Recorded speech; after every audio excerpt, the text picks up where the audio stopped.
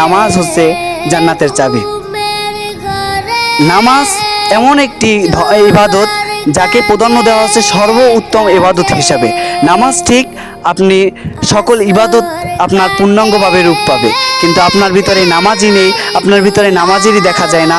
আপনি নামাজের সময় মোবাইল টিপতে পারেন, নেশা করতে পারেন, আপনি বিভিন্ন জায়গায় কাজকর্মে লিপ্ত থাকতে পারেন, অথচ কোনো নামাজি যদি নামাজে যাবার সময় আপনাকে জিজ্ঞেস করে, ভাই আপনি কি নামাজ পড়তে যাবেন না, তখন আপনি কি বলেন? ভাই আমার পোশাক ভালো না, ভাই আমি বর্তমানে অপবিত্র অবস্থায় আছি। আপনি এই সব কথাবার্তা বলার আগে কি একবারও ভেবে দেখেছেন যে যখন আপনি এই সব কথাবার্তা বলেন আপনি অপবিত্র অবস্থায় থাকেন কেন? আপনি যদি এই অবস্থায় মারা যান আর আল্লাহ রাব্বুল আলামিন যদি আপনাকে জিজ্ঞেস করে তুমি কেন পবিত্রতা হাসিল করোনি, তখন কি আপনি আল্লাহর কাছে বলতে পারবেন?